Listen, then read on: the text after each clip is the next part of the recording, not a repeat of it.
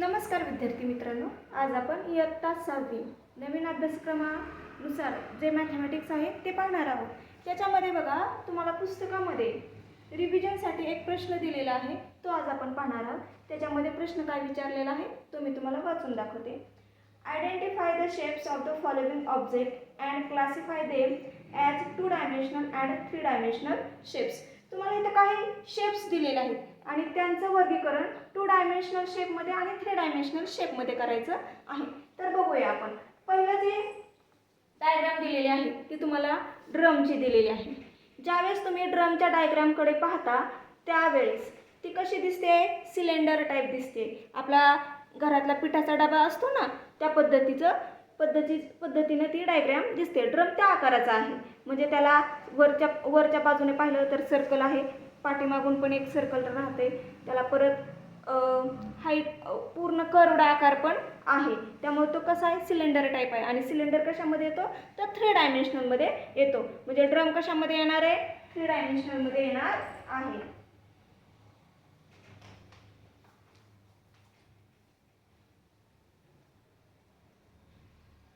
Drum येणार आहे 3 dimensional शेपमध्ये येणार आहे।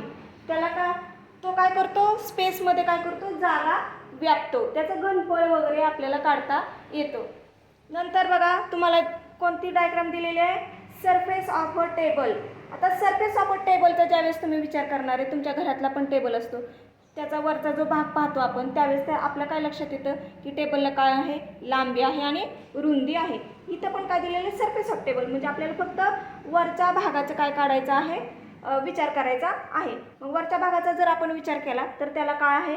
लांबी पण आहे आणि रुंदी पण आहे। म्हणजे कोणत्या शेपमध्ये येणार आहे? तर ते 2 डायमेन्शनल शेपमध्ये येणार आहे। सरफेस ऑफ टेबल 2 डायमेन्शनल शेपमध्ये येणार आहे।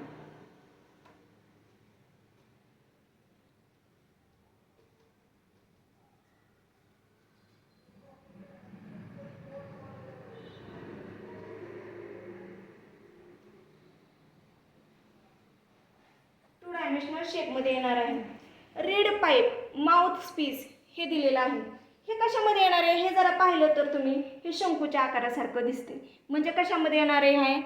कोन टाईप दिसते ना, म्हणजे हे कशात येणार? 3 डायमेन्शनल शेपमध्ये येणार आहे। त्याला तिरकी स्लाइंट हाईट पण येणार आहे, तिरकी उंची पण येणार आहे आणि खालचा वर्तुळाकार भाग पण येणार आहे। म्हणजे हा कशात येणार आहे? तर 3 डायमेन्शनल शेपमध्ये येणार आहे।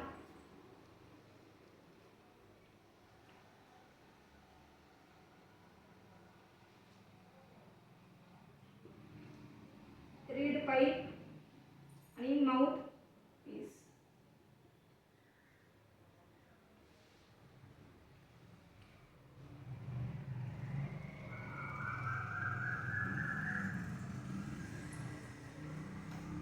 नंतर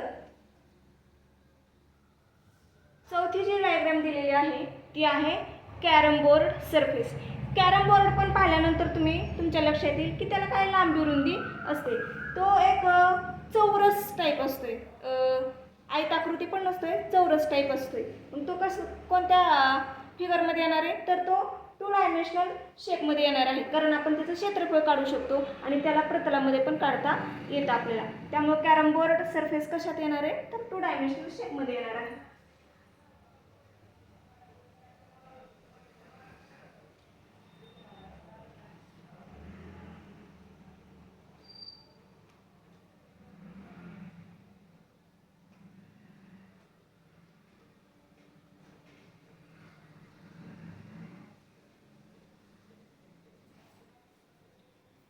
नंतर पाचवी ज्यावेळेस आपण डायग्राम पाहणार आहोत त्यावेळेस काय आहे? आपल्या दाखवलेले त्यांनी हार्मोनियम दाखवलेले।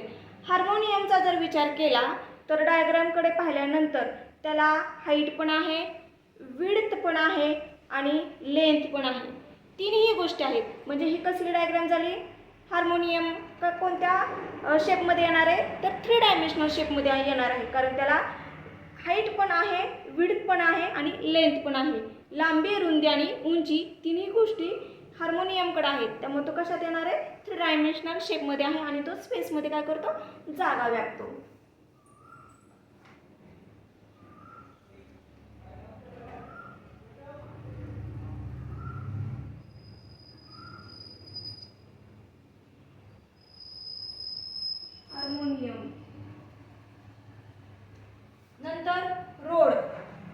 दाखवलेलं आहे. रोडचे ज्यावेळेस आपण पाहू त्यावेळेस आपल्याला काय दिसून येतं, तर रोडला काय आहे, लांबी आहे आणि विड्थ आहे, रुंदी आहे. म्हणजे लेंथ आणि विड्थ, लांबी आणि रुंदी या दोन गोष्टी काय आहेत, रोडकडं आहेत. त्यामुळे रोड कशामध्ये येणार आहे, तर 2 डायमेन्शनल शेपमध्ये येणार आहे. रोड 2 डायमेन्शनल शेपमध्ये येणार आहे. त्याला लांबी आणि रुंदी आहे. नंतर प्लेग्राऊंड. तुम्ही प्लेग्राऊंड तुमच्या शाळेचं मैदान जरी पाहिलं तरी शाळेच्या मैदानाला लांबी आणि रुंदी दोन्ही गोष्टी असतात. मग ते कशामध्ये येणार आहे, तर 2 डायमेन्शनल शेपमध्ये येणार आहे. प्लेग्राऊंड पण प्लेग्राऊंड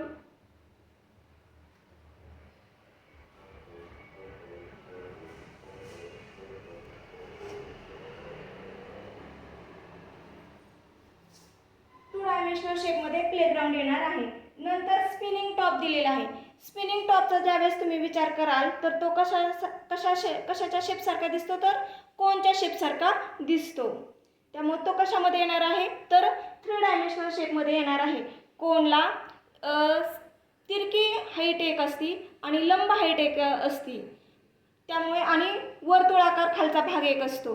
त्यामुळे ते कशामध्ये येणार आहे, तर 3 डायमेन्शनल शेपमध्ये येणार आहे. तो अवकाशात जागा व्यापतो. Spinning top